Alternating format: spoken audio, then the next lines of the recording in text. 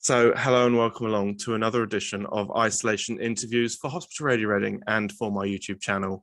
And I'm super excited to be joined by an icon in the form of Colette Mann. Thank you, Colette. How are you? Good, thank you. Probably better than you guys because we're still in a little bit of summer here. I was going to say, I remember the last time I interviewed you, I think I used the word legend, which I know you weren't a fan of being called a legend. No, well, I don't know. Even icon, I think, is a bit much, but I'm just a working actor, really. Now, obviously, like we were just saying, it's been a tough year for a lot of people. How were you affected? How have the last couple of years been over in Australia for you? Oh, it's been tough because we are, I think, have the mantle of being the most locked down country in the world. That's a great thing to have. And particularly Victoria, we have a premier who I think is just a little bit drunk with power and locks us down at the slightest little, somebody coughs and we're locked down.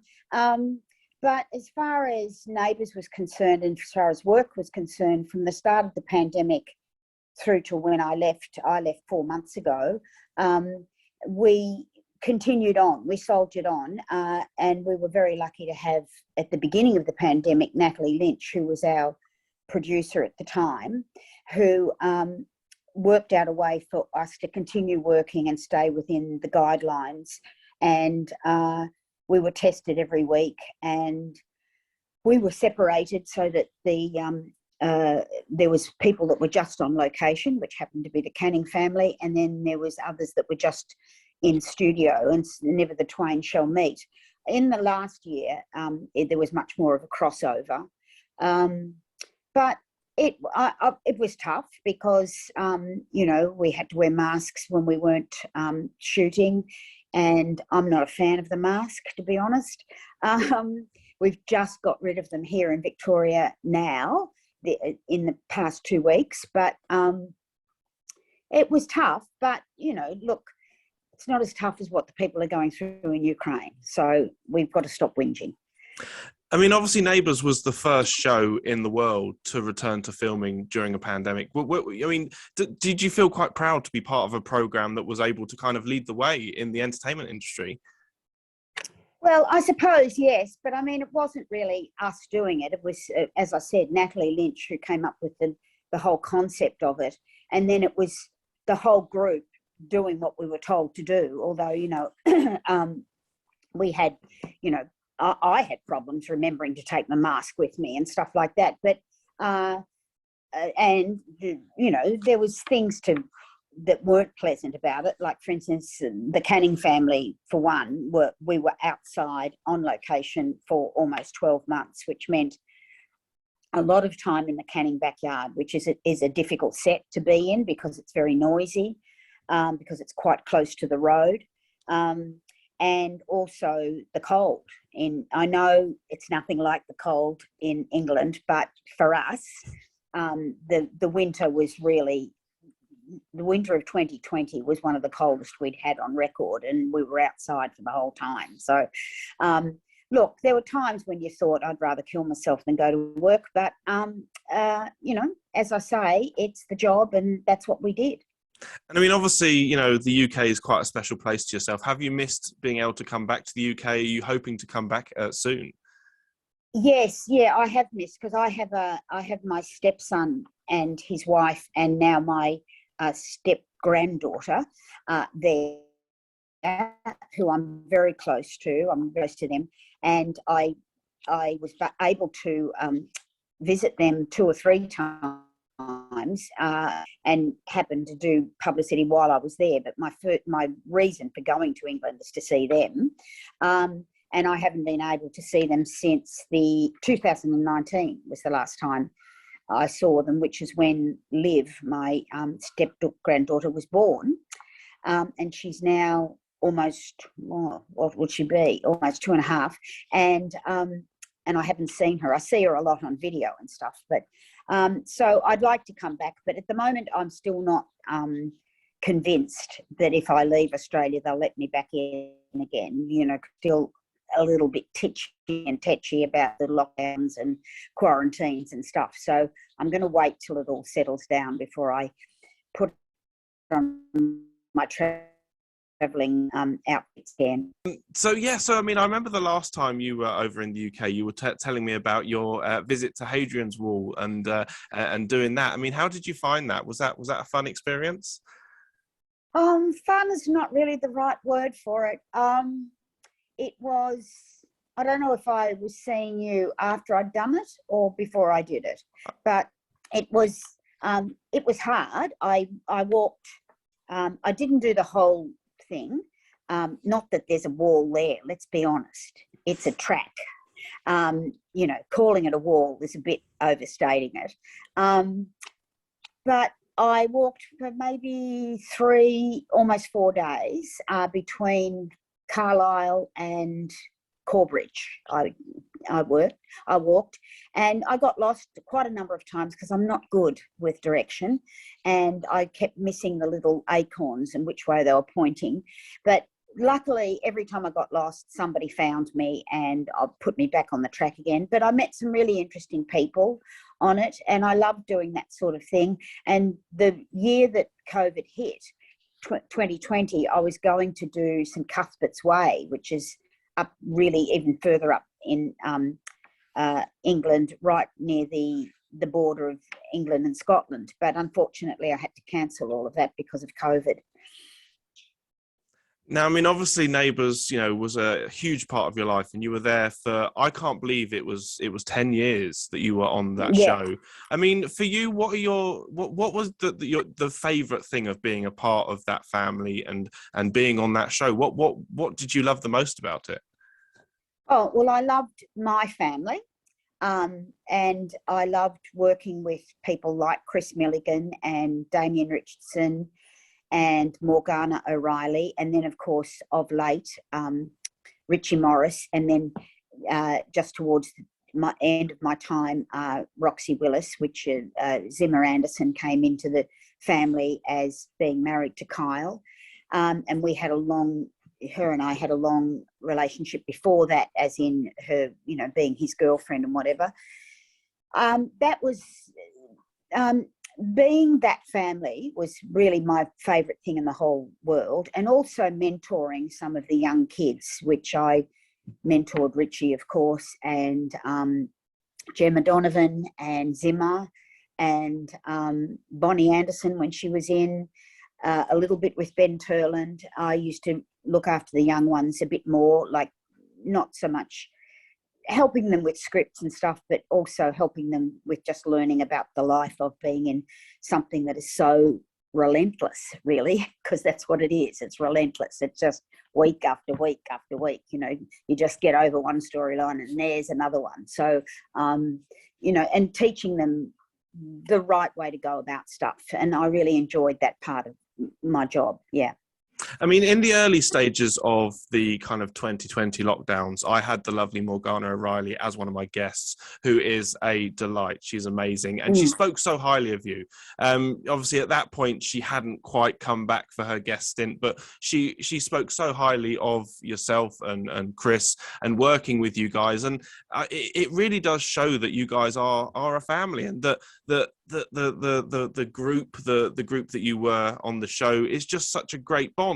I mean, another one we must mention, of course, Lily Vandermeer, who obviously was Xanthi, who I know you speak so highly of as well. Yes, exactly. Well, I was really lucky. I mean, I mentored Lily too, and I'm sorry I forgot her the last time, but and Morgana and I are still very great friends. She's actually coming to Melbourne in about 4 weeks' time because she lives in New Zealand. She's coming to Melbourne to do a comedy festival show, which for 2 weeks, and so I'm kind of helping out with that. And she's a fantastic human being. She's a wonderful actor, and I loved having her in the show. But she was clever. She didn't want to be there all the time, and so they kept asking her back, and she eventually came back for 3 weeks just at the very beginning of COVID, because I remember we finished her storyline on the Friday, and we went into lockdown on the Saturday, and she just got out and got home to New Zealand, where she just bought a house. So she was really desperate to get out. So, look, I was really lucky that everybody that came into my family, we got on really well with, and I was lucky that I got really good actors to work with. And that was the joy of turning up to work every day, seeing those people.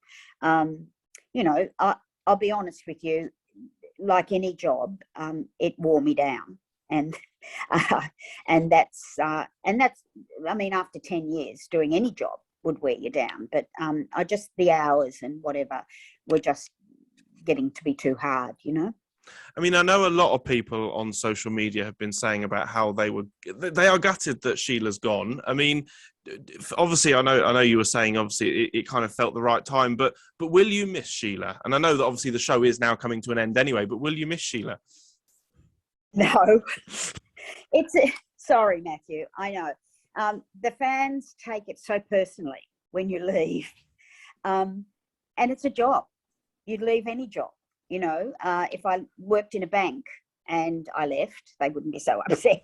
So, no, I got to the point where she couldn't do anything else. And I was just saying the same thing week in and week out. I was doing the same storylines, just with slightly different people. And I'm not complaining. I had a fantastic 10 years in the show, but I left Prisoner after 3.5 years because of the same reason. I just suddenly get to the end of it and go, I think I've done it all. I don't think there's anything else I can do. And that's how I felt with Sheila. And I was offered a redundancy, and I said, fine, I'll take it. So I took the redundancy, and it meant that I disappeared.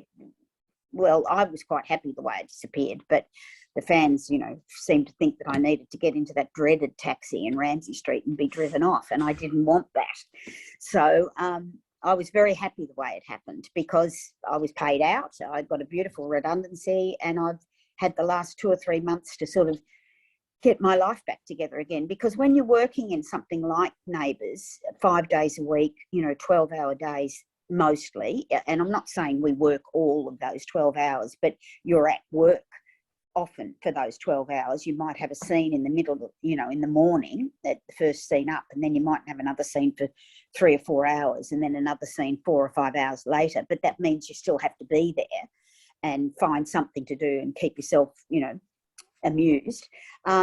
After working those sort of long hours, I needed to get, things done to my bathroom. I needed to get my stairs recarpeted. I needed to do a few things and get my own body back into some sort of healthy shape too. So I've really enjoyed doing that for the last 4 months. And I mean, obviously, the news that the show is coming to an end. Will you miss the show? Are you gutted that the show is coming to an end? I know you'd like me to say yes, but look, it's been on for 37 years. Everything has to finish sometime, and I'm sorry for the crew that will lose their jobs, but the really good ones will get jobs again. This is the life of an actor. This is the life that we lead in this industry. We've been incredibly lucky. I've been incredibly lucky to have a job for 10 years. It's the longest job I've done ever in my life. And for me, it was just the end of another job. I mean, I know I left before that, but we knew a year ago that this was the possible outcome. We were told in June of last year, 2021, that this is a possible outcome, that and we were given a 6-week break, a production break without pay between August, September. We were off for 6.5 weeks. And I got used to that, I have to be honest. And so when I went back after the break, supposedly to go through till June, I suddenly thought, I don't know if this is really what I want to do for the rest of my, until June. So we knew that it was a possibility. So it's what, and also being an actor, this is what life is like. Sometimes jobs just finish. I mean, I've been in lots of jobs over my career where you're told that it's going to be picked up for another season and then it isn't. So, that's just the life, really. And there's no, other than Home and Away, there's no other job in Australia other than Neighbours where you get a full-time job working on television. And so I think we've been incredibly lucky, and we should be grateful for the 37 years and stop whinging about it finishing. Sorry. I mean, if someone had told you back in 2012 when you joined the show that you would still be there 10 years later, what would your reaction have been? Do you think you'd have believed it? I would have said, you're mad, absolutely crazy. Because I remember, because when I first signed on, I only signed on, I was only originally supposed to be there for 6 weeks. And that was in 2012, February 2012. And I started the 6 weeks, and within 2 weeks of it, they spoke to me and said, no, we want you to stay for a year. And I said, well, that's all very well, but I had already accepted a job at the QTC, Queensland Theatre Company, to be in a play with the most beautiful woman. It was a beautiful play written for me and this woman, and she's an Aboriginal woman, and it was called Head Full of Love. And I had already done the play earlier, about a year earlier. We'd done a very short version of it in Darwin, of all places. Oh my God, don't send me back there. They wanted to do it at the QTC and then send it to the Sydney Theatre Company. And so I already had that booked, and I was on the front page of their brochure and everything. And Neighbours said to me, oh, well, if you can't stay for a year, you can't have the job. And I said, that's fine. I'll just leave in 4 weeks' time, and then I would have 2 or 3 months off, because that's what happens with an actor, and then I would go and do the play. And then they came back to me the next day and said, oh, we'll wait for you, and you can go off and do the play and then come back. So I came back in September. I did about 4 stints as Sheila in short bursts. I did the 6 weeks, then another 2 weeks, then another 2 weeks, and then I think a 3 week, and then I left in June. And I came back in September, and then that's when basically I started as a regular from then on. And I really thought, and I only ever was contracted a year at a time. Everyone else normally gets contracted for at least 2 years plus an option. But I always just said to them, no, I can only do a year. And so there I was, almost 10 years later. But when we were told in June last year that it was a possibility it would finish this year, in my head, it finished, because I'm realistic about these things. I'm not clinging on by my fingernails hoping that, somebody else will pick it up or anything like that, because we were told all of that. I just thought, well, it'll be finished in June next year. So I was okay with that. And then, as I said, after we had the 6 week break, I got quite used to not being at work, and I thought, I don't know if I want to stay till June. So that's how it happened, really. I mean, for you, will you be continuing to watch the show up until the end, or do you think now that you've left, you're quite happy to sort of end that completely? I'll watch it until, because another reason for me wanting to leave is that Kyle and Roxy leave fairly shortly, and I knew that, and I didn't want to be, and Richie playing Levi was up in the air as to whether he would stay on till June, and so I didn't want to be there just being the woman behind the bar saying, what can I get you, love? With no family. And so I thought, it's time for me to go, and it's best that I go first. So I watch the show. I don't watch it every night now. I used to, but I don't. I watch it every now and again. If Richie texts me and says, I want you to watch tonight, or whatever, I'll watch it. But no, I won't watch it till the end. I'm sorry. I know you want me to be sentimental, and I've never been that person, Matthew, and I can't do it now. No, I mean, going forward, I imagine that you will keep in contact with Chris Milligan, with Richie, with the whole gang of the Cannings. I mean, do you imagine kind of getting together and having Canning reunions for years to come? I'm not a big one for reunions, Matthew. I think you're starting to get the hang of me. I don't go to school reunions. I don't do. I only went to one prisoner reunion, and will never go to another one. I can see those people without it being a Canning reunion. Like as I said, Morgana will be here in about 3 weeks' time, and I'll see a fair bit of her while she's here, because her living in New Zealand, it's a bit hard. I saw Zimmer, who has already left the show. I saw her a week ago. I even see Olivia sometimes, Olivia Junkier, who played, who did she play? Zan, yeah. I see her occasionally. Chris has gone back to Brisbane and is having a break from acting, but I do talk to him on text. Richie, I see, he pops over about once a week to see me. Ben Hall, I still see quite a bit because we live quite close to each other. But it's not about Neighbours. It's about, they were people that I got on with at work, and if you left wherever you work, the hospital radio, you would still see some of the people that you worked with, but you wouldn't see all of them. Exactly. I mean, going forward, what are you looking forward to? I mean, have you got any sort of projects that you're wanting or looking forward to, or anything that you would love to do going forward?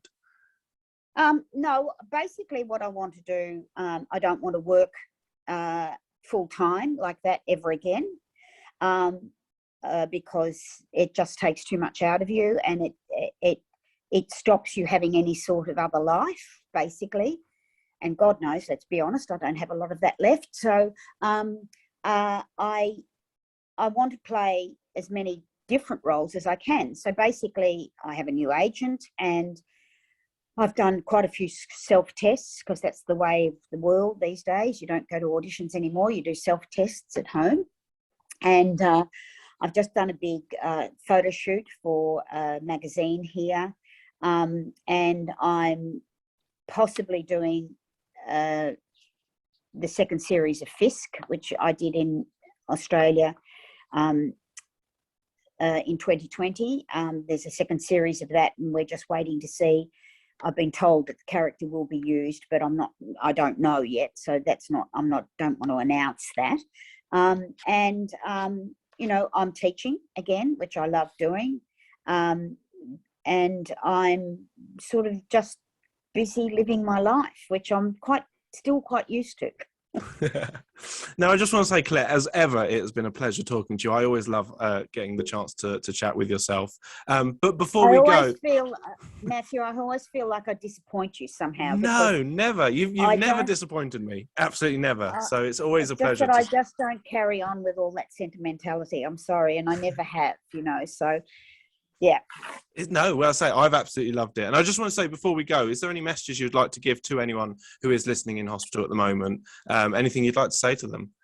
Well, I just hope they are keeping strong and keeping their chins up, because it's important. I mean, I really think that mental attitude is really the most important thing, and because I know my mother, years and years ago, 30 years ago, died of a long death of cancer, and her attitude right till the end was extraordinary, and it was a really great learning experience for me to be with her during that time, which I took time off work, about 8 months in the end, and her attitude to everything that was coming was extraordinary. And I hope that when my time comes, which hopefully it's not this year, I hope that I'll be able to. That's the other thing I want to say, is people just assumed I was sick, and I'm not. And I don't want to be thought of, I don't want to be thought of as being too old to work or anything like that, because I'm not. And I just thought my time was up, and I just wanted to go, and they offered me a way out, and I said, that's a good idea, let me take it. Now, I just want to say, as I say, it's been a pleasure talking to you. Of course, next time you're in the UK, you'll have to come to our studios. It'll be great to have you. But yeah, thank you so much for giving up your time. Of course, keep safe and yeah, have a great week. Thank you. Thank you very much, Matthew. Talk again soon.